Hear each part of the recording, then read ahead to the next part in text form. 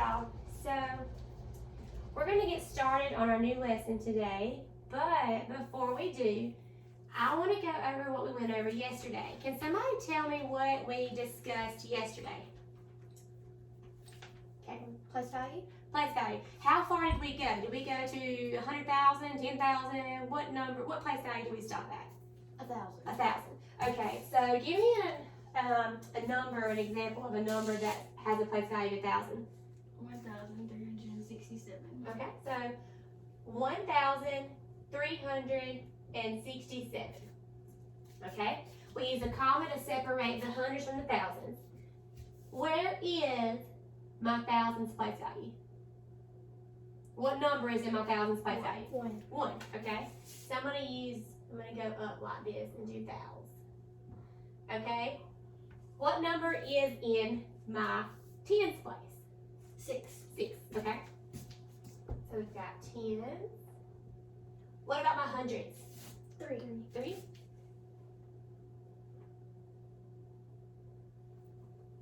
Hundreds, and of course the 7 is 1. 1. I'm gonna make it a little bit trickier and see if you remember.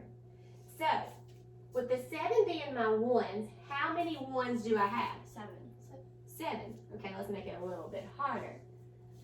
The 3 being in my hundreds, how many 3s do I have? 300. 300. 300s, okay. What about the 6? If I have 6 tens, how much do I have? 6. 16. 6D. So 6 tens, we're going to count by tens. 10, 20, 30, 40, 50, 60. I have 6 tens. So if I have a 1 in the thousands place, how many thousands do I have? 1,000. 1,000. Okay, so 1,000. Good job. 1,000. All right. That was just a quick review of yesterday's lesson that we went over. Today we're going to talk about commutative property of multiplication. Now, a few weeks ago, we went over commutative property of addition, and we used a method called the flip-flop method. We're going to use that same method today. So, while we're discussing the commutative property of multiplication, I want you guys to get your dry erase markers out, your salts, and your communicators. And I'm going to walk around and I'm going to show you what your communicators look like. So communicators are basically a page protector with paper in it with an activity that we're going to do for the day where students can use a dry erase marker and write on it and get multiple answers and have different solutions each time. So we're going to first do a hands-on activity using our communicators and giving a few examples of what the commutative property is.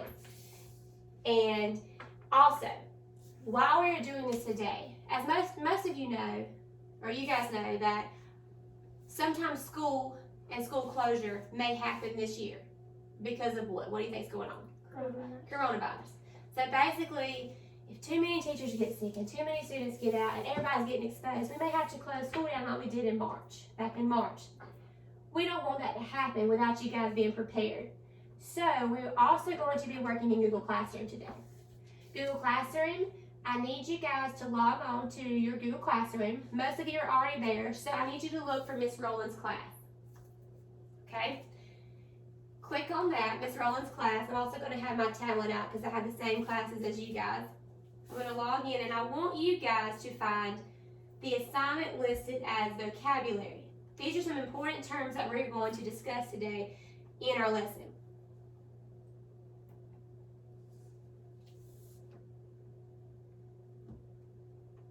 When you are there, just do a thumbs up. Let me know you're there.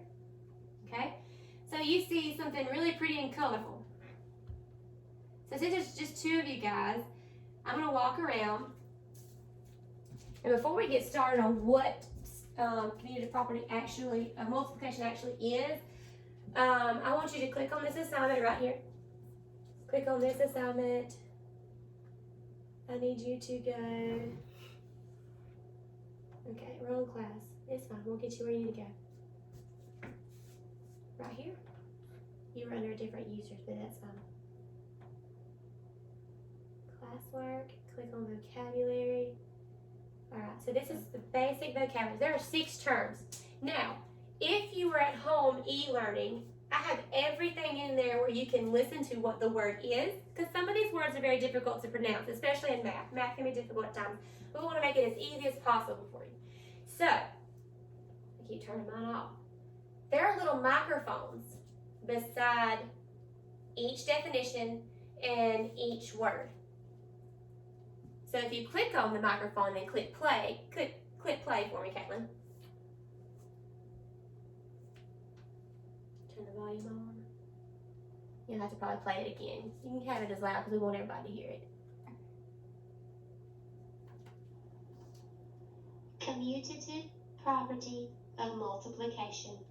Commutative property of multiplication, which is exactly the main thing we're going to be discussing today. So, with commutative property of addition that we spoke of a few weeks ago, we basically have 3 plus 1 is 4. Okay? 3 plus 1 is 4. If I wanted to get the same answer and use the same add-ins, what do you think I need to do with commutative property? Swap the numbers or flip-flop. So I want you to write on your communicators 3 plus 1 equals 4 in a different way, but getting the same answer.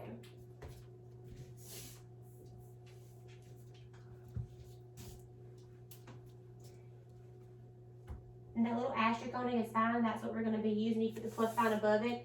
That's what we're going to be using later on. I'll show you exactly what we're going to do with those. 30 times. We're going to work on that in a little bit. This is just a review to help you remember how we use the commutative property, because there are different ways to do it with adding and multiplying.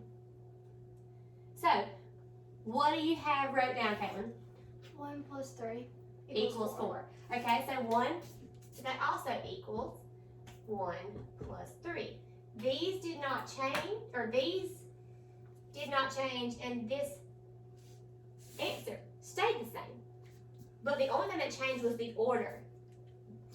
Okay, so commutative property of multiplication is very similar. Basically, you change the order, but not the product. Product is another one of our definitions. What it says here is the product is a result of a multiplication problem. So 6 times 3 is 18. 18 is my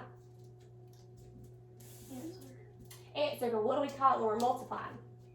We just went over that one word that I just said. Starts with a P. Same product. Product. So, when you multiply 3 times 6, 18 is the product of that multiplication problem. Okay? So, we also have an array. An array is an ordered series of arrangements, or series or arrangements. So, when you have a picture of 3 buttons in groups of 4, that is an array. Or 6 dots plus 5 dots. Those are arrays. Instead of using numbers, we're using images or series of images together. We also have multiply. So what do you think happens when you multiply? Does it get bigger or smaller? Bigger. A lot bigger or a little bigger? A little bit. A lot bigger. A lot bigger. When you add, it gets a little bigger. Mm-hmm. Just a little. So if you do 3 plus 4, that is 7. But what do you get when you do 3 times 4? What product do you get? 12. Okay? So when you multiply, the product is bigger than what you get when you add. We have 2 more definitions that we're going to go over. The flip-flop method. So basically that's what the communicator is. It's just an image of a flip-flop. But when you flip it and flop it, 1 plus 3 turns into 3 plus 1. Anything you put on here, 5 plus 6 is 11. Flop it, it turns into 6 plus 5 equals 11. You flip and you flop. Super easy to remember. Super fun to even think about because you're flipping and flopping. Some students have even used the image of a bunny. He flips and then he flops backwards. I don't want to see a bunny flopping backwards, but it worked for that student. Now factors. What do you think factors are?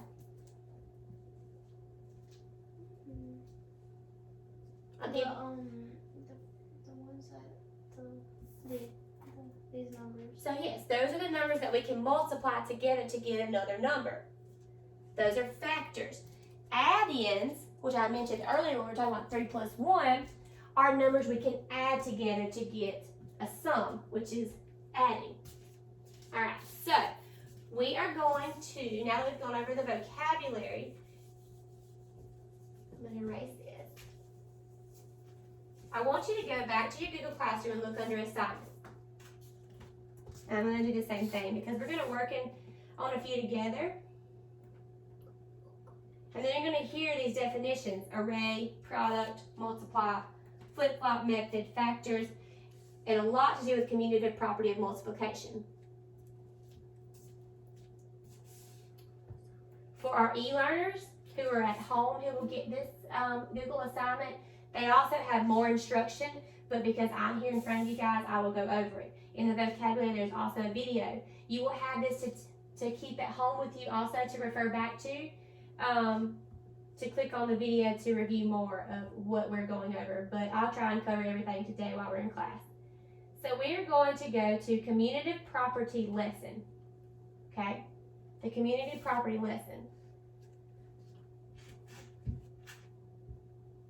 This is basically what your assignments will look like should school have to close. So once a week we are going to be in Google Classroom working on assignments so you can familiarize yourself with how to navigate through Google Classroom. I'm sure most of you know how, but it's just a recap because we have been out of school for 6 months. So we have the first slide that talks about certain vocabulary terms. We've already discussed the main vocabulary terms I wanted to review with you guys. There were 6 of them. The activity that we just, the vocabulary that we went over, there's also an activity where you can match the vocabulary words to their correct definition. But we'll do that later as an extra credit activity. So we're going to go to slide 2. It discusses vocabulary in a little bit more depth, talking about equal group arrangements. The commutative property can also be represented into arrays. We talked about arrays, okay? They represent groups of numbers, pretty much, or a series of arrangements. So here it gives you an example. It gives you 2 groups of 4 or 4 groups of 2. What do you notice about that group of 4 and 4 groups of 2? So 2 groups of 4, what do you notice about the amounts in each one of those arrays? There's 4 in the first one, and then there's 2 in the other one. Okay, well what do you get when? Okay, so 2 groups of 4. How many dots are in those total? 4. Total. 8. 8. Okay. How many dots are total in the 4 groups of 2? 8. So it didn't change. The answer didn't change, but the array or arrangement did. What was different about the arrangements? And I'm not talking about the groups. What was different about the groups, Caitlin? It added like So how many groups did the first one have? 2. What about the second one? 4. The groups changed, and the numbers inside the groups changed, but the answer stayed the same. Commutative property. It flipped and flopped, but the answer stayed the same. So on the right side, you have 2 rows of 4 and then 4 rows of 2. So what is different? They switched. They switched. Positions. They swapped it over from the side to up and down. So basically, how many rows do you have in the first example? 2. What about the second one? 2. 4. 4. Oh, 4. That's where I always get tricked up there too, because it looks like 2 lines. I'm thinking of groups up and down rows, but they're going side to side, left to right. Alright, so same thing, same answer, but different arrangement. So now I'm going to let you guys try something different. On slide 3, it says use the buttons on the left to create the model. So you're going to create, it gives you 4 groups of 3. Yep, that's what you're supposed to do. 4 groups of 3. Now you're going to change it into 3 groups of 4. So you have to have equal parts in each group. Okay? So you're going to click on that button. We've done this a very few times, I know, and drag it into a group. It doesn't have to be perfect, but you're making 3 groups of 4. 3 groups of 4. And I'm going to write it on the board here. started out with 4 groups of 3.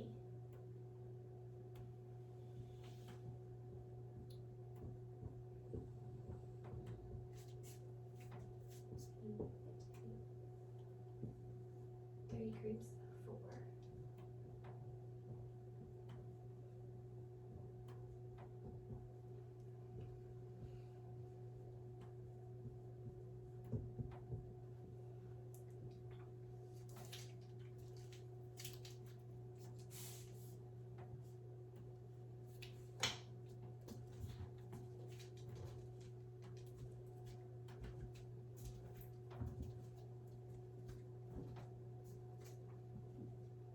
Three groups of 4. Good job.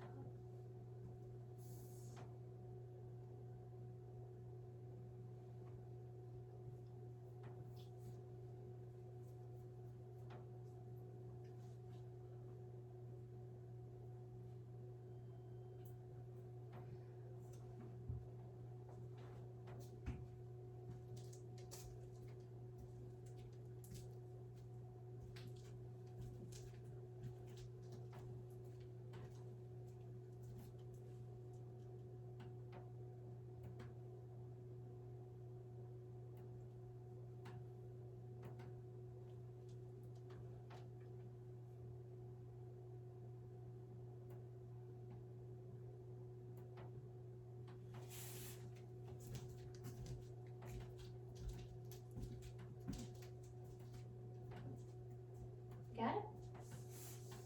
Okay, so if you wrote this as a multiplication problem using your communicator, we are going to do 4 groups of 3, so 4 times 3. So you can use your communicator and do 4 times 3. And the product.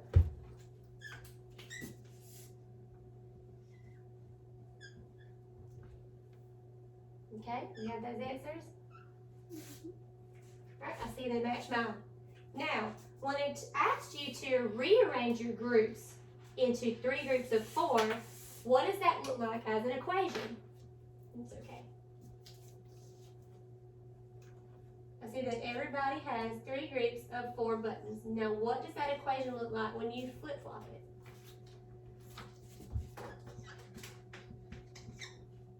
Oops.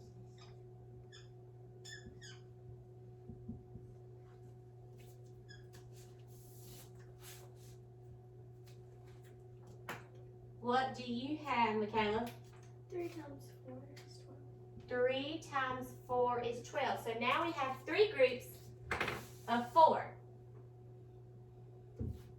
There were small groups here, bigger groups here, but there was 4 groups here, 1 less group here, but what was inside of the group was more, but nothing changed. Just the Just the like order. flip. The order. Just the order of the numbers. So basically this equals the same thing. No matter how you arrange it, as long as you're using a 4 times 3 or 3 times 4, you're going to get 12. Now, the next slide gives you a different image. It asks you to use the buttons to arrange the groups into 3 groups of 4. They're giving you a different image. Which way are we going, up and down? Well, across.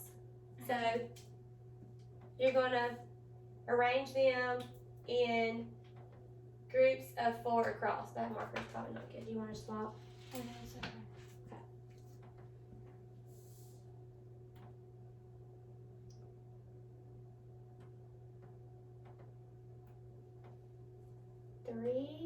Three rows, excuse me, not groups, rows of 4. 3 rows of 4.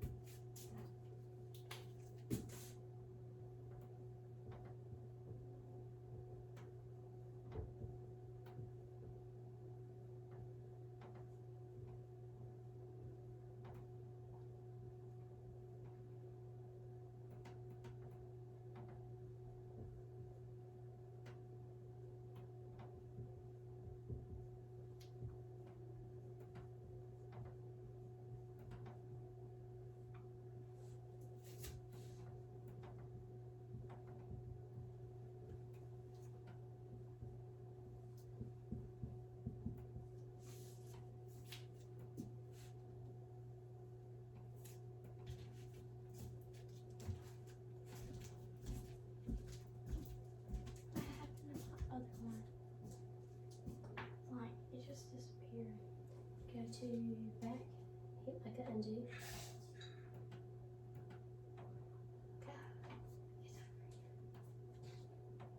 Thank you. Sometimes that will disappear again. Yeah.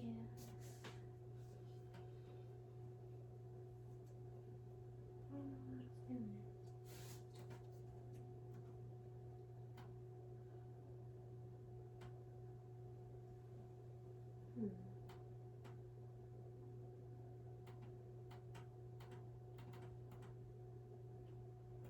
what it's doing.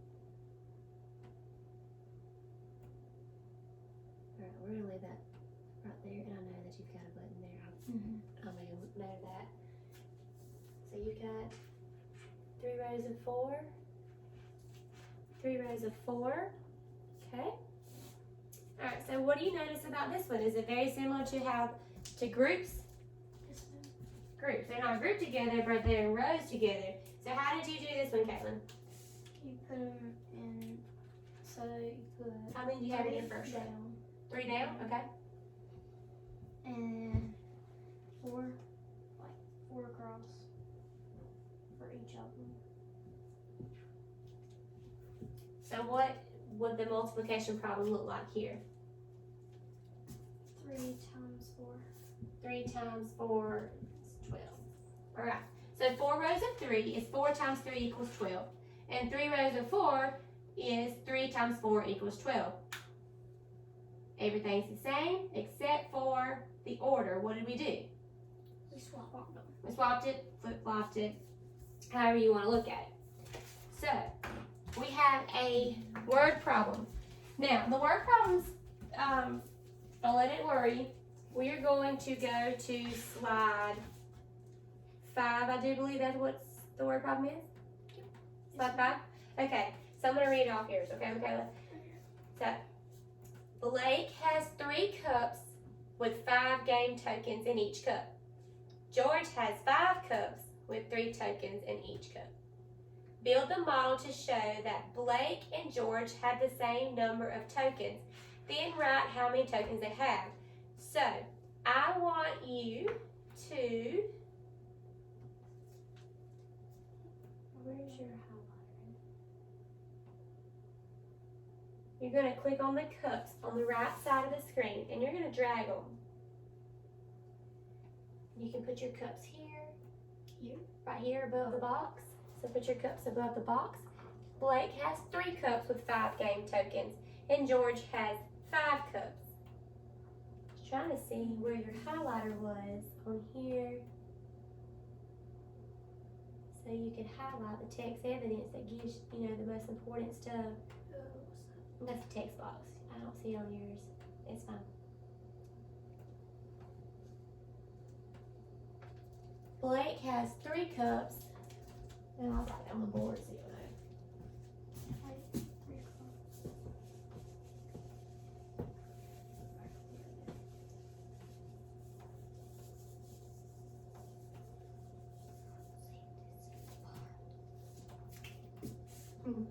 They don't have to be perfect. Just follows me. So Blake has how many cups? 3. 3 cups with how many tokens? 5. Okay. And then George is spelled with a J. Has 5 cups with 3 tokens inside.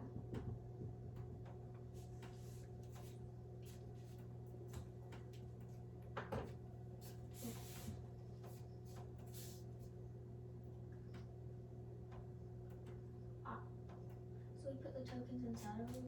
So yes, now that you have the cups for each student, Blake and George, you can put the tokens inside the cup.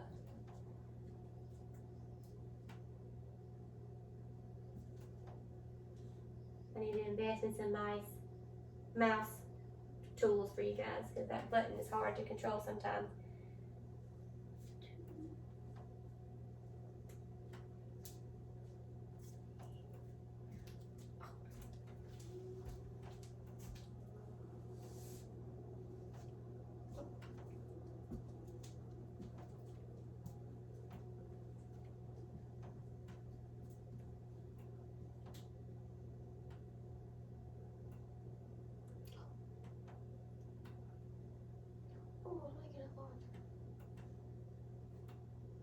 When you see the big cross on it, that means, yeah, that, you're dragging the whole thing. When you start seeing arrows, you're making it bigger and smaller. It's really good to get familiar with Google Classroom should we have to go out, because this, like I said, is how a lot of your assignments will be given. If you need paper copies, they will also be uploaded in Google Classroom just for your parents to print out or do scratch work on.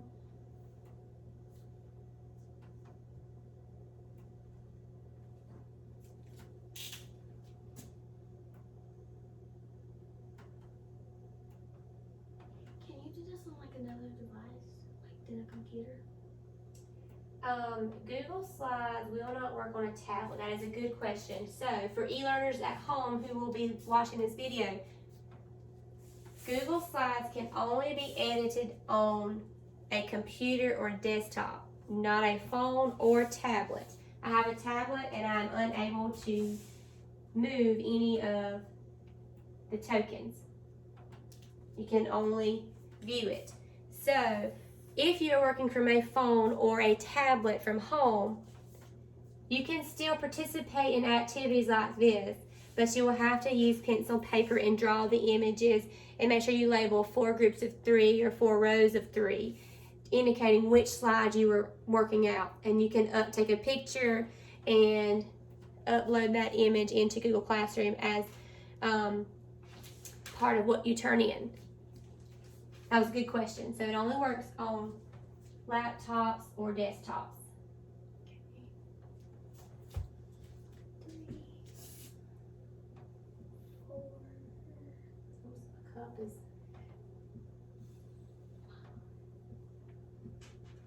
3, 4, 5. Okay. So we're going to start with, like, if you're not finished, that is fine, because what we do not finish in class can be finished tonight and be turned in by next Wednesday, okay? Wednesday is the 23rd. I'll put a reminder out on Friday when this assignment will be done. Whatever we don't do in class, we'll finish at home. Okay, so Blake has 3 cups. How many tokens are inside? 5.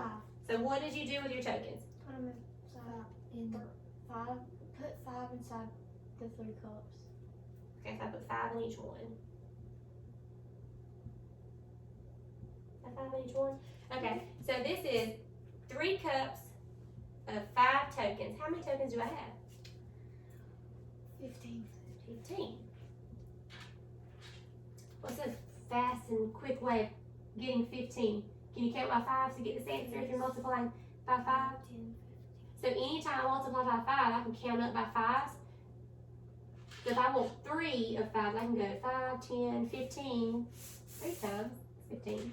Or I can do, if I want 5 times 5, I can go 5, 10, 15, 20, 25. Just super quick it is. You don't have to do a lot of working out to do. So here, we have 5 cups of 3. So how many goes in each cup? 3. 3, okay? 3, 3, 3, 3. So what does this equation look like? 5 times 3 equals 15. 5 times 3 equals 15. And what's the only thing we did?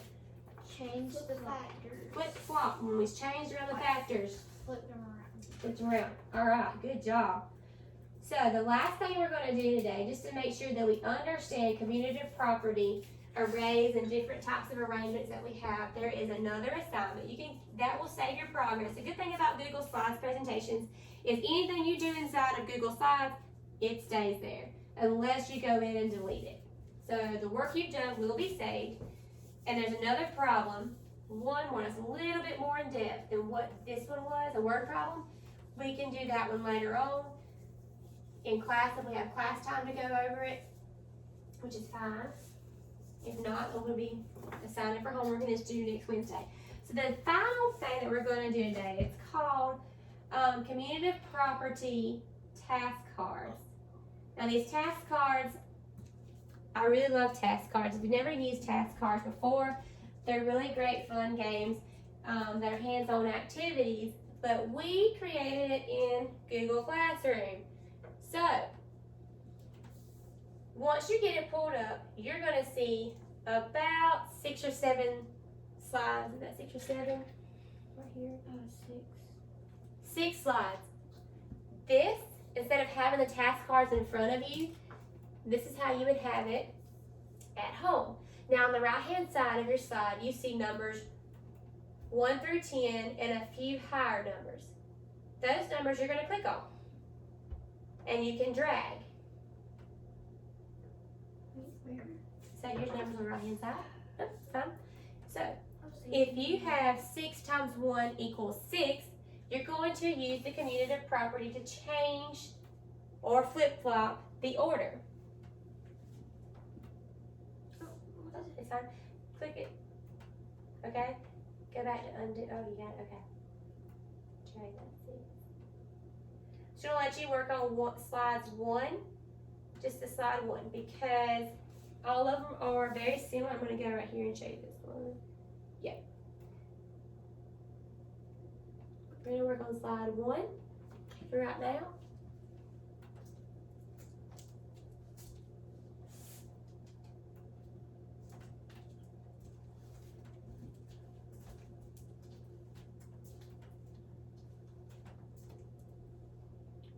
My 6 disappeared. 6 disappeared.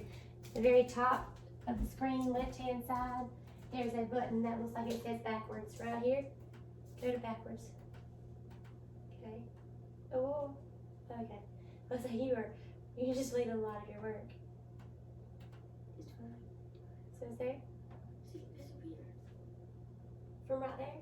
Yes. That means you're not going to use it anymore on that side. That's fine. So some numbers will disappear once you've used them.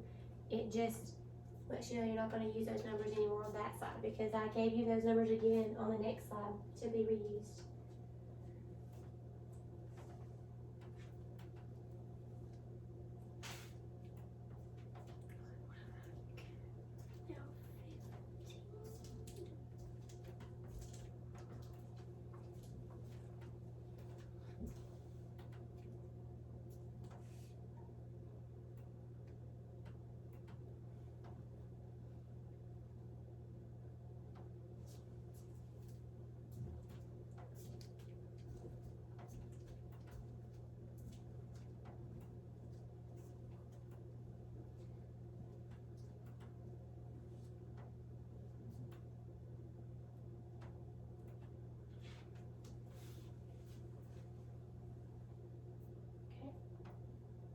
When you finish, go to slide 4 and stop.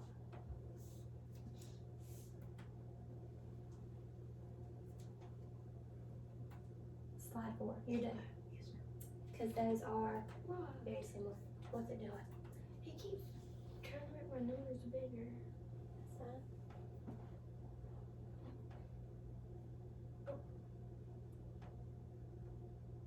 Remember, it has to make a cross. There you go. Now drag it.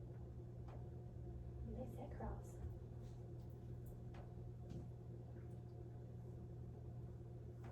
Alright, so you have 2 more slides like that, but I want you to go to slide 4.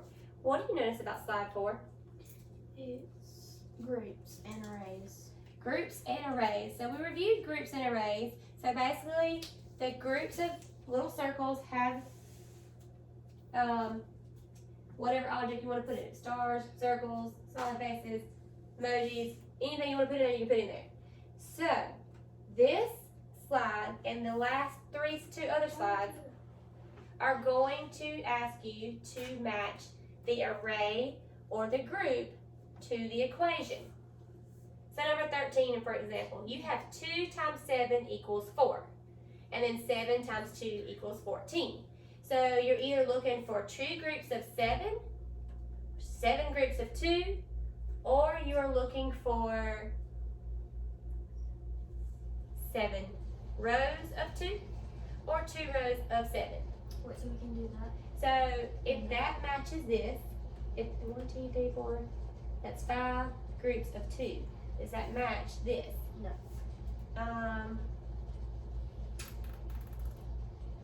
Where's your, how did you make your screen Oh, name? I used that.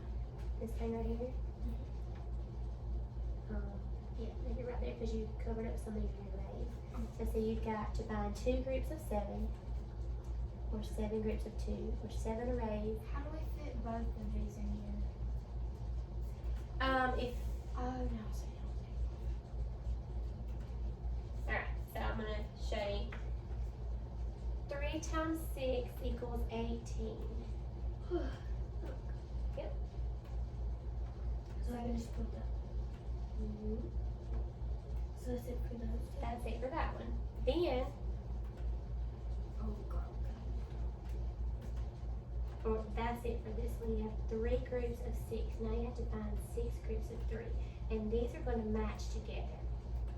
So that's, see this little, What is that one or not? that is that one. Could you squeeze it in there? Yeah.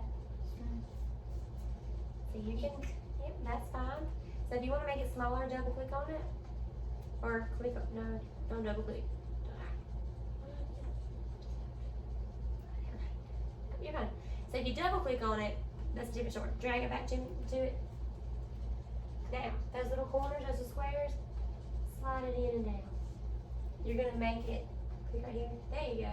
Make it smaller so you can get it in there. See how it's squished in there? But I can still see it. And you can do the same thing. Click on that one, the bigger one. And then just make it smaller. Don't do it too small. There you go. Alright, see? And then you can fit them in there perfectly. But you want to make sure that this is 3 times 6 equals 18 because this is not 3 groups. You want to make the same thing. This is 3 times 6. If I look above it, that's 6 groups of 3. Make sure that it matches. Yeah, make sure that it matches. It means the same thing, but they're in a different order. 2 times 7. 2 groups of 7.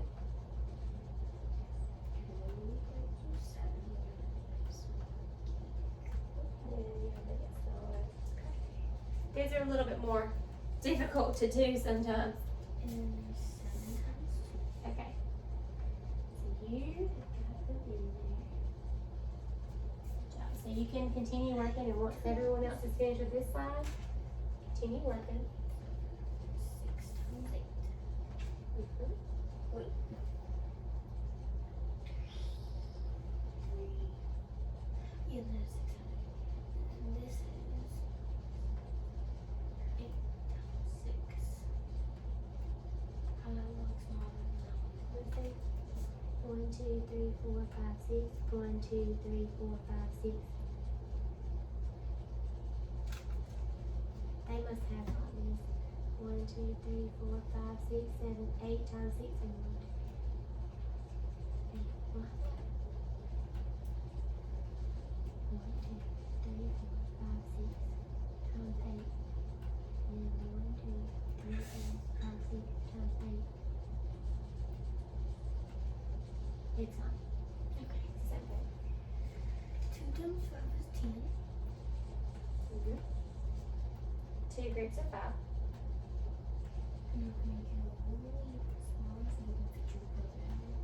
Mm-hmm.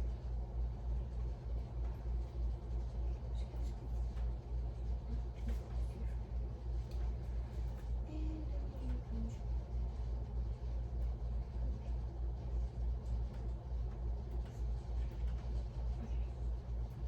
So do I go, which side do I go to? Okay, so now that you guys are both done, we're just going to review a little bit because, like I said, what we don't finish in class can easily be done over Thursday and Friday night. Don't do any, or Thursday night, don't do any homework on Friday, Saturday, or Sunday. I don't want to see you working hard on a weekend where you can relax.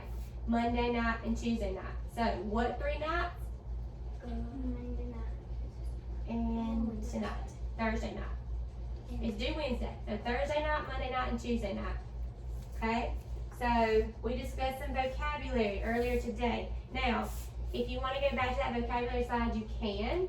And basically, we discussed 6 main things. We talked about factors, the flip-flop method, multiplying, what we get when we multiply with your products, arrays, arrangement or series, and the commutative property of multiplication. So, as you see on your vocabulary slide, each word is highlighted. And when you look on the opposite side, the definitions are, those are also highlighted. I want you to know that I made it a little bit easier to follow. So basically, when you see a blue a blue word, a word that's highlighted in blue, that word will match to the definitions highlighted in blue. Okay? So if you match a blue definition to a blue word to a pink definition, those will not match because they're not the same color. Okay?